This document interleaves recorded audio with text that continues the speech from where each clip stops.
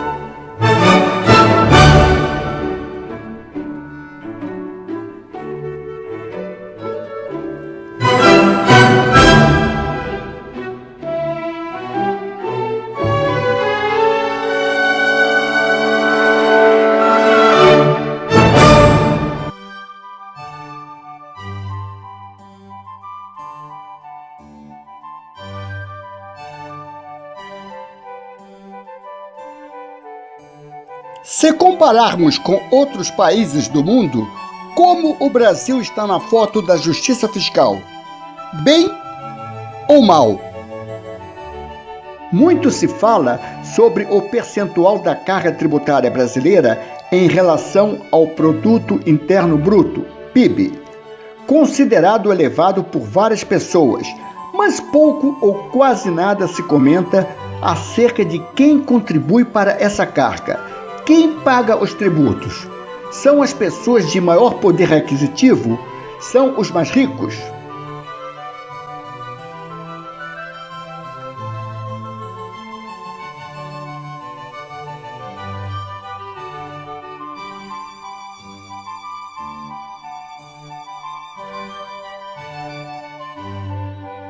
A nossa carga tributária é alta sobre o consumo e baixa sobre a renda e o patrimônio. Em muitos países ricos e capitalistas, a taxação sobre a riqueza é maior que a taxação sobre o consumo.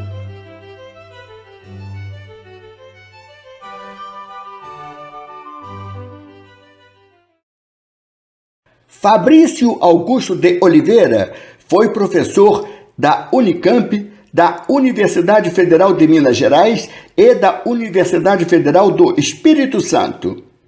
Publicou vários livros e artigos sobre finanças públicas, economia brasileira e economia internacional. Luta por uma tributação mais justa. Bem, de acordo com o economista mais brilhante do século XX, John Maynard Keynes, o capitalismo padece de 3 grandes problemas congênitos. O primeiro se refere à incapacidade do sistema de gerar emprego para toda a população trabalhadora. O segundo diz respeito à sua capacidade de produzir e ampliar as desigualdades de renda no tempo entre as camadas da sociedade. E o terceiro diz respeito à instabilidade que é inerente ao sistema econômico. Dos três problemas, o que me parece o mais grave, mesmo porque ele explica em boa parte dos outros dois, é o que diz respeito à questão da desigualdade. É a desigualdade que enfraquece as possibilidades do crescimento econômico mais robusto, porque, de certa forma, reduz e muito a força da demanda efetiva, da demanda por bens da sociedade para o sistema econômico. E, por outro lado, a desigualdade que dá origem ao excesso ou ao crescimento monumental da riqueza financeira, dando origem às instabilidades. Só existem, na verdade, duas possibilidades de se resolver, ou se pelo menos mitigar a questão da desigualdade. O primeiro o primeiro caminho que, para poder se resolver isso, diz respeito à implementação de uma política de gastos regressivas pelo Estado, combinado, na verdade, com uma política de impostos progressivos que incida, não é, sobre a renda e sobre o patrimônio. São esses os caminhos, inclusive, colocados por Keynes para poder permitir que o capitalismo se reproduza sem maiores problemas, ou pelo menos com menos crises no longo prazo. Não é? Quando nós falamos em impostos progressivos sobre o patrimônio e sobre a renda e uma política de gastos regressivo, nós estamos dizendo que, no caso dos impostos, quem deve pagar ou contribuir mais para o financiamento dos estados são os mais ricos. É uma coisa muito simples. Assim também como os impostos do patrimônio, não é? Porque com isso, já na política tributária do financiamento do Estado, não é, promove-se uma redistribuição da riqueza entre os membros da sociedade e fortalece o poder de compra das camadas de menor renda, não é, injetando forças para a atividade econômica e, ao mesmo tempo, promovendo uma justiça fiscal. Não se trata, portanto, só de uma questão de justiça, mas também de uma razão econômica para dar forças ao próprio sistema econômico. Então, a política tributária, nesse sentido, ela cumpre um papel essencial para o bem do próprio sistema. Infelizmente, essa fórmula que foi consagrada e aceita especialmente após as formulações keynesianas e principalmente após a Segunda Grande Guerra, com o avanço e consolidação do estado do bem-estar, elas têm sido praticamente abandonadas a partir da década de 1990, com o ressurgimento do pensamento neoliberal, não é? Com as outras vestes do pensamento que predominou anteriormente junto aos economistas clássicos e neoclássicos.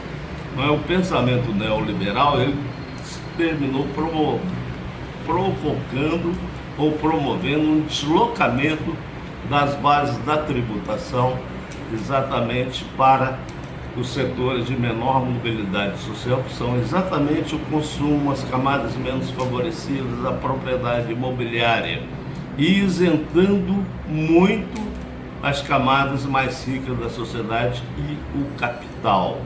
Não é? Isso tornou o sistema tributário um sistema um sistema que contribui muito fortemente para o aumento da concentração da renda e da riqueza. E é exatamente nessa questão que reside um dos pontos que tem provocado grandes crises e instabilidade do sistema capitalista. Por isso, para se reverter essa situação, é preciso retomar as ideias, não é, predominantes no período keynesiano e na construção do estado do bem-estar, que para que o sistema capitalista consiga não é se reproduzir no longo prazo, sem maiores tensões sociais, sem maiores crises e instabilidades econômicas, não é preciso recuperar essa política de se avançar no sentido de se voltar a se explorar ou dar maior força, na verdade, à exploração do imposto de renda e do imposto sobre patrimônios como mecanismos importantes para reduzir essas desigualdades e, com isso, dar forças ao sistema. No Brasil, infelizmente, mais até que nos países desenvolvidos, a situação do sistema, o sistema tributário termina operando como uma força anti-crescimento e anti-equidade, exatamente porque pouca atenção é dada à cobrança de impostos diretos, do imposto de renda e do imposto sobre o patrimônio, e a maior ênfase é dada à cobrança dos impostos indiretos, impostos que incidem predominantemente sobre o consumo de bens e serviços, que são caracteristicamente civilizados, que são impostos que tendem a agravar o processo de concentração de renda no país. Pode-se fazer justiça fiscal em diversos tributos, mas o que tem mais potencial para redistribuir renda, cobrar mais de quem ganha mais, cobrar menos de quem ganha menos, tornar a sociedade menos desigual e mais equilibrada é o imposto de renda. A justiça fiscal no imposto de renda da pessoa física pode ser feita na seguinte ordem de importância: na definição de rendimentos tributáveis e isentos não tributáveis. Tabela progressiva. Deduções, inclusive de incentivos fiscais. Antecipação. Vamos examinar um item de cada vez. Começamos pela definição mais importante e onde mais se pode fazer justiça fiscal: rendimento tributável e rendimento isento não tributável. Quando o rendimento não é tributável, nem sequer se aplica a tabela progressiva. Souza Reis, que foi o primeiro diretor do imposto de renda e o principal responsável pelos dois primeiros regulamentos, os de 1924 e 1926, entendia que o rendimento devia ser tributável e só devia haver isenção em casos excepcionais. Não é o que se vê hoje. No exercício de 1967, por exemplo, não havia muitas isenções e a declaração não tinha quadro para rendimento isento e não tributável. A primeira declaração a ter quadro para rendimento isento e não tributável foi a do exercício de 1971.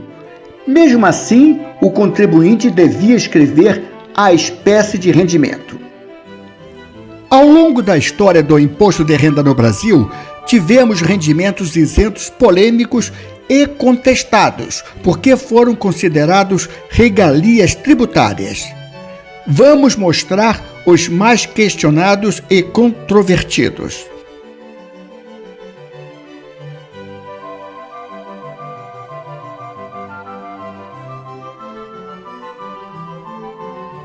Logo no primeiro regulamento do imposto de renda de 1924, tivemos a primeira isenção discutível.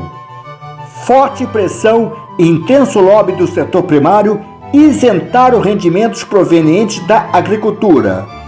Porém, no regulamento seguinte, de 1926, já estavam no rol dos tributáveis.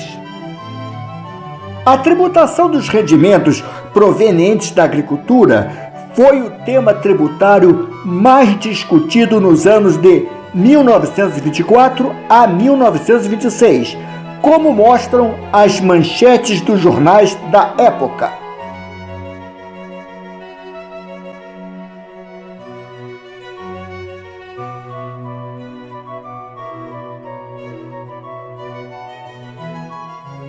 Outro rendimento não tributável, alvo de debate e contestação, foi a imunidade dos vencimentos recebidos pelos escritores, jornalistas e professores, prevista na Constituição de 1934.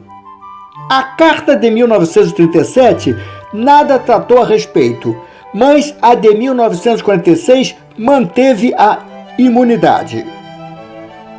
Os vencimentos de escritores, jornalistas e professores foram manchetes dos periódicos durante todo o período em que houve imunidade.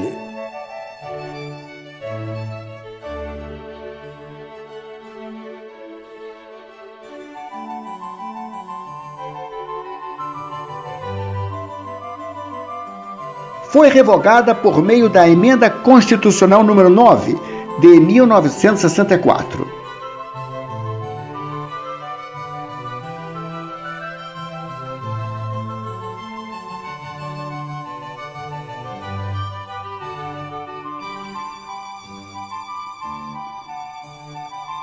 Um rendimento não tributável bastante contestado foi a imunidade de vencimento de magistrado.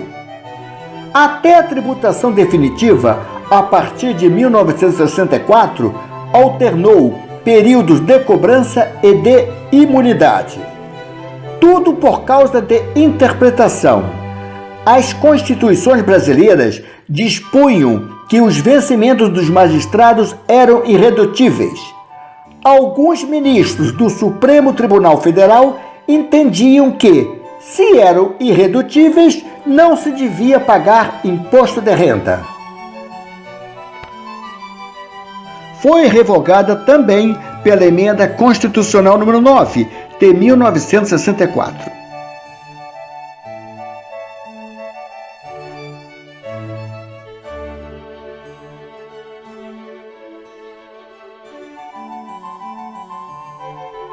A Carta atual de 1988 exclui da irredutibilidade de subsídio dos magistrados o imposto de renda.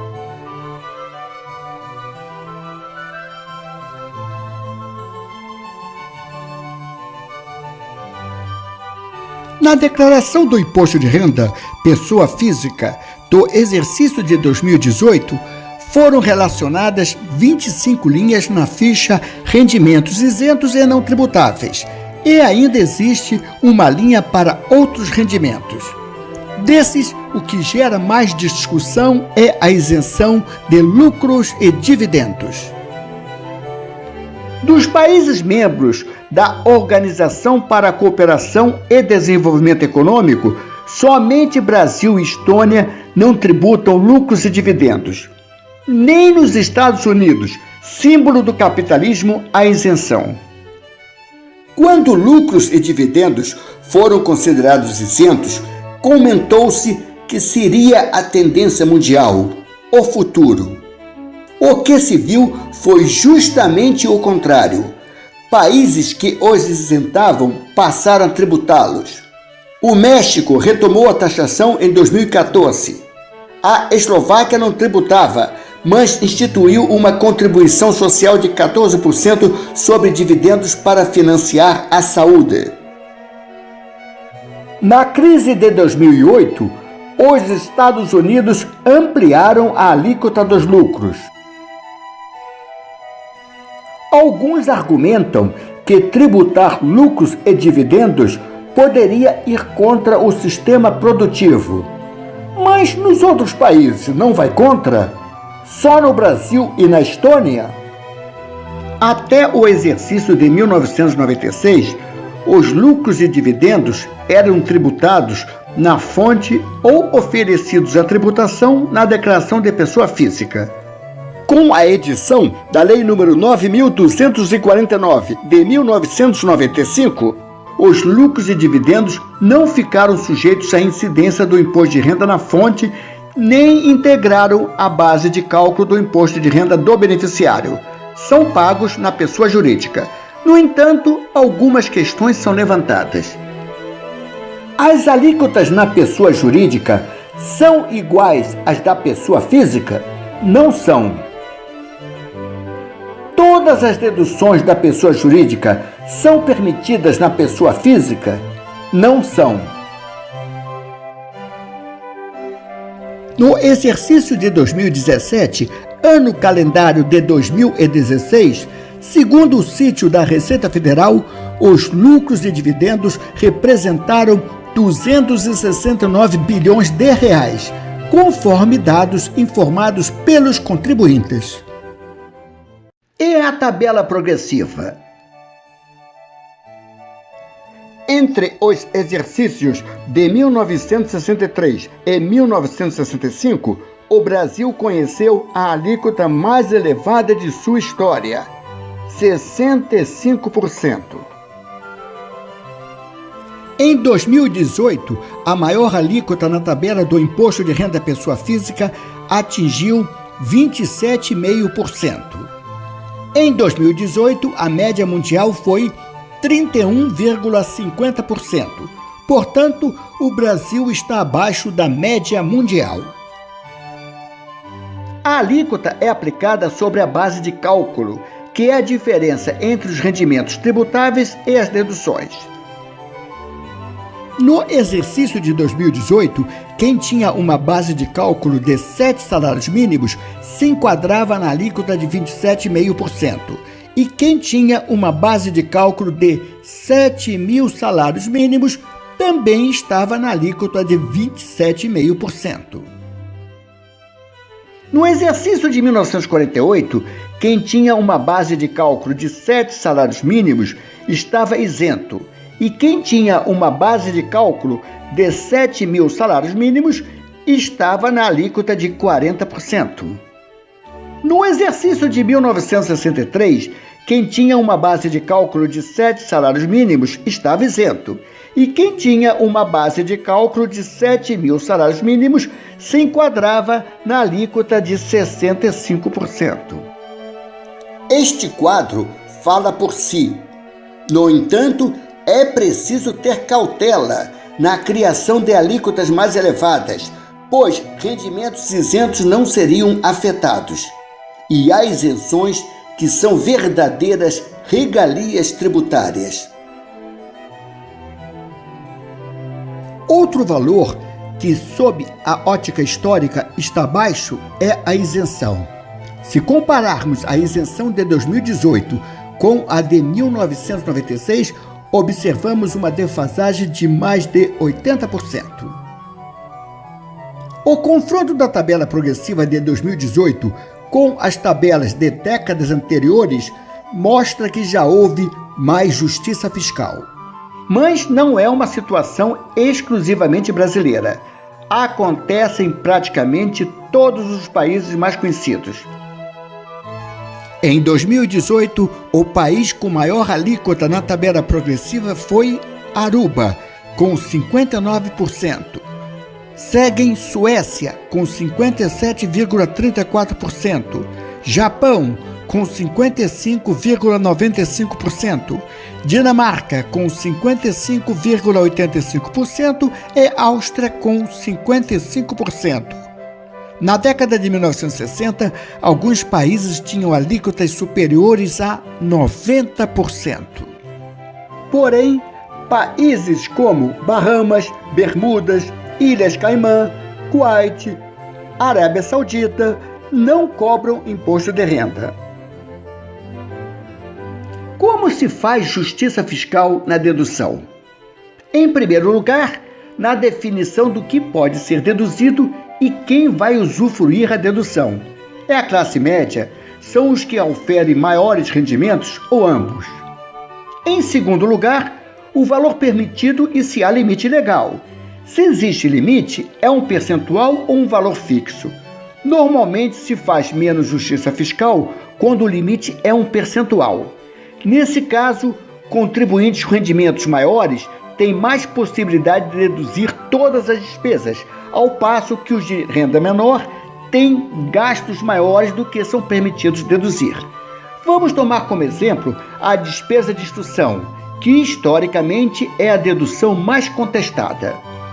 Até o exercício de 1976, ano base de 1975, o limite de despesas com instrução era até 20% da renda bruta. A partir do exercício de 1977, ano base de 1976, o limite passou a ser um valor fixo. Aparentemente fez mais justiça fiscal. O problema é que o valor determinado foi baixo e ainda diminuiu com o passar dos anos. Inicialmente, o limite era 23% do valor da isenção. No exercício de 2018, foi 15% da isenção. No caso dos dependentes, o valor diminuiu paulatinamente com o passar dos anos. Em 1926, cada dependente permitia deduzir o equivalente a 50% da isenção, totalmente impensável para os dias de hoje. No exercício de 2018, o valor correspondeu a 10% da isenção. Todos os comentários sobre deduções se aplicam às despesas com incentivos fiscais, que começaram com o advento da Lei nº 4.357, de 1964.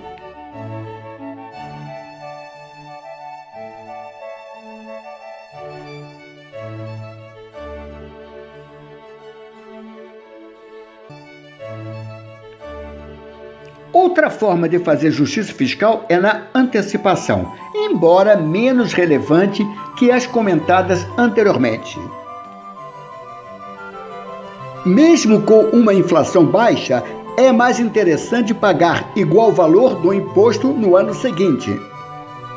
É vantagem para o contribuinte pagar, por exemplo, R$1.000 em abril de um ano do que pagar os mesmos R$1.000 em janeiro do ano anterior. Na primeira metade da década de 1980, a inflação era tão alta que o valor pago a título de antecipação foi corrigido na declaração. Porém, em alguns exercícios, a inflação foi elevada, mas não houve correção no valor antecipado.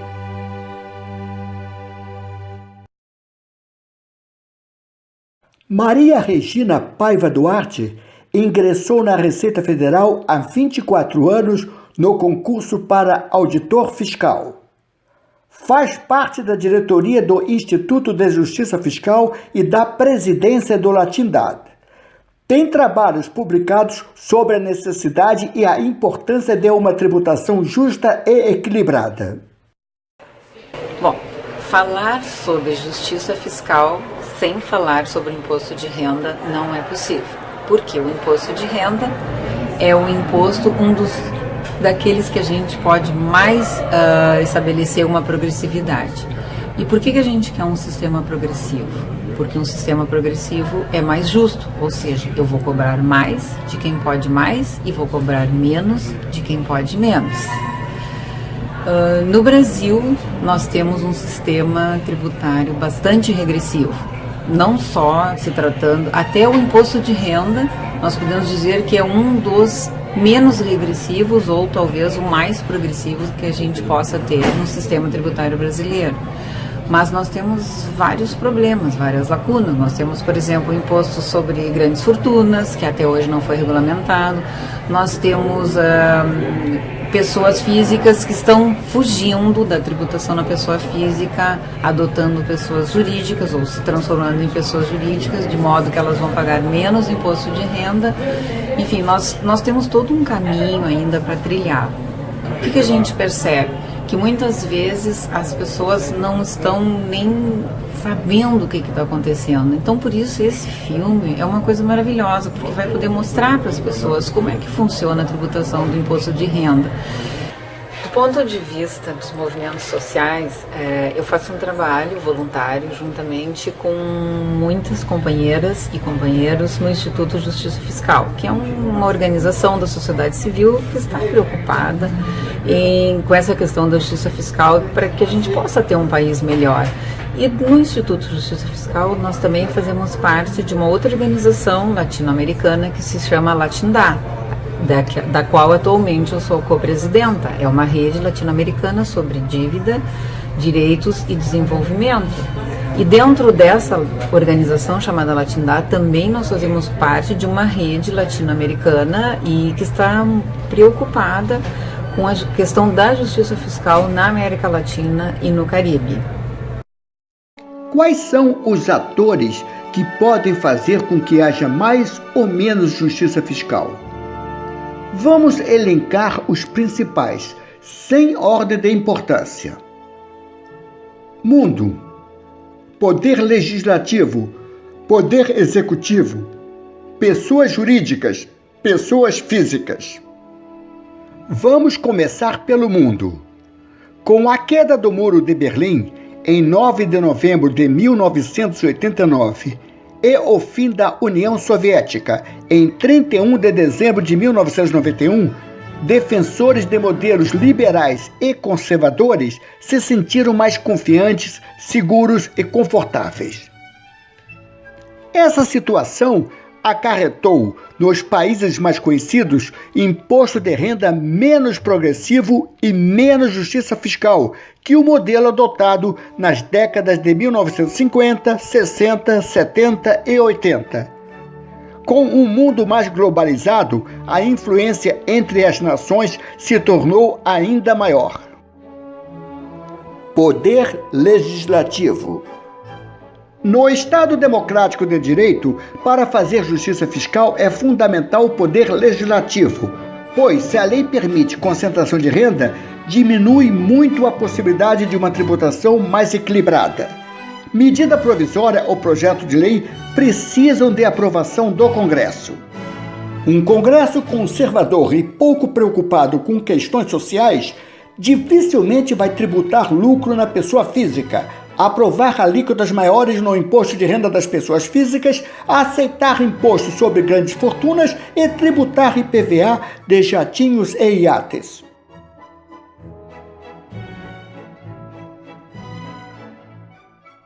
Outro ator importante é o poder executivo. Alguns chegam até a pensar que é o único responsável pelo modelo tributário, mas não é, principalmente numa democracia com um Congresso independente. Quanto mais ditatorial o regime, maior a influência do executivo no sistema tributário.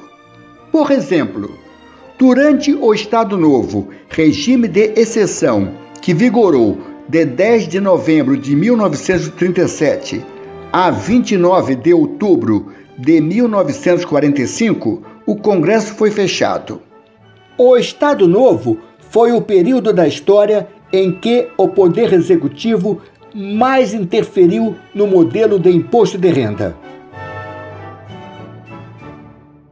Este gráfico de linha mostra a participação do imposto de renda, do imposto de consumo, que em 1965 se transformaria no IPI, e do imposto de importação nos anos de 1937 a 1945. O imposto de renda tem a cor vermelha, o imposto de consumo a azul e o imposto de importação a verde. Com a crise mundial, que culminou com a Segunda Guerra a partir de 1º de setembro de 1939, o comércio exterior diminuiu e, consequentemente, reduziu a receita do imposto de importação, que até 1939 foi o primeiro em arrecadação. Para compensar a perda, o governo tomou várias medidas a fim de aumentar a arrecadação do imposto de renda. Repare o que aconteceu com a receita do imposto de renda na cor vermelha.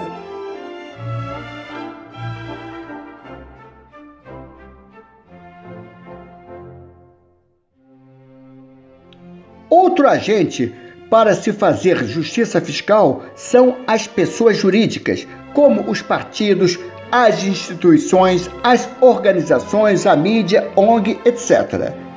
Ao longo da trajetória brasileira, não é grande a participação das pessoas jurídicas para a consecução de um sistema tributário mais equilibrado. Vozes isoladas como o Sindifisco e o Instituto de Justiça Fiscal lutam para um sistema tributário mais equitativo. Finalmente, sem menos relevância, as pessoas físicas. Historicamente, é rara a participação no Brasil dos indivíduos em movimentos para um sistema tributário mais justo. No Brasil colônia, tivemos a revolta de Felipe dos Santos em 1720 e a Inconfidência Mineira em 1789. No Brasil Império e no Brasil República, nenhum movimento significativo de críticas ao modelo tributário. O moderno imposto de renda foi instituído na Inglaterra em 1799 para financiar a guerra contra a França de Napoleão Bonaparte. Essa mesma Inglaterra foi palco em 1848 da primeira revolta mundial contra a cobrança do imposto de renda. O povo se concentrou em Londres, na Trafalgar Square, ainda em construção, para protestar contra a exigência desse imposto. Curiosamente, na Trafalgar Square há leões de bronze. Em 1980, o leão se tornou símbolo da Receita Federal, em especial do imposto de renda. Por que só Brasil e Estônia não tributam lucros e dividendos na pessoa física? Por que a mídia comenta a carga tributária brasileira, mas não fala sobre quem contribui com essa carga? Por que a sociedade debate pouco acerca de quem paga imposto de renda e de quem devia pagar? Por que falam em privilégios trabalhistas e previdenciários e as mesmas vozes se calam sobre privilégios tributários? As respostas ficam para você. Pense, reflita e debata.